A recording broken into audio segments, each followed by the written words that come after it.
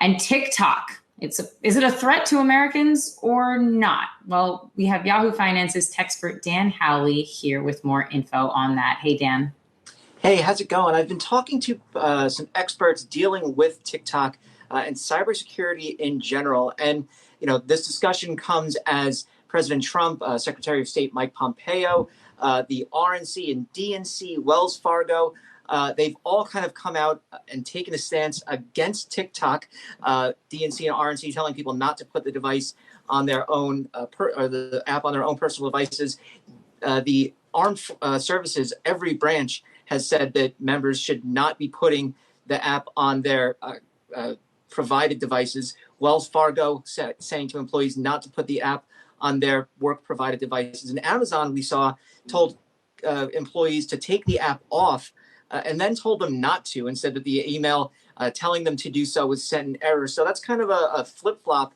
We're not sure really where Amazon stands at this point. They said that nothing is going on. But the real fear here is TikTok and its connection to China, and what does it mean? And from the experts that I've talked to, really the difference here between TikTok and something like Facebook is TikTok is owned by a Chinese company. And that's really what it comes down to. It's not that TikTok is using any more data or consuming any more data from users than Facebook, than something like LinkedIn even. It's that because it's based in China, the fear then is that that data could go to the People's Liberation Army and Chinese intelligence. And the reason why they're looking at this and saying, well, it's just a bunch of teenagers doing stupid dances or celebrities, whatever. How is that dangerous? What can the PLA possibly do with that?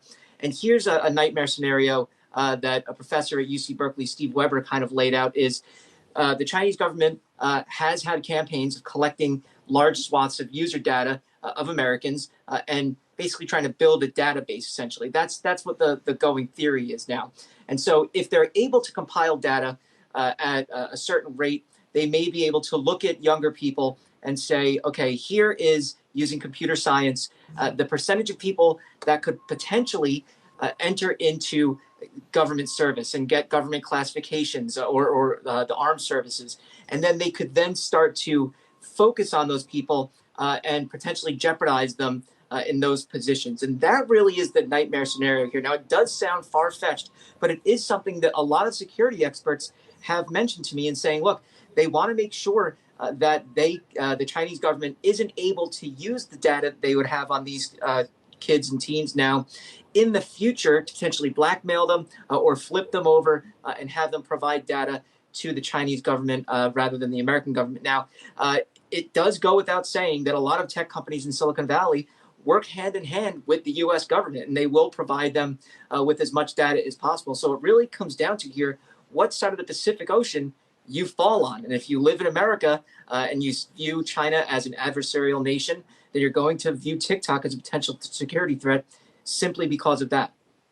All right, Dan Howley, thanks so much. Hey investors, Zach Guzman here. Are you interested in learning more about the markets and getting the latest financial news? Well, then click right here to subscribe to our Yahoo Finance YouTube channel.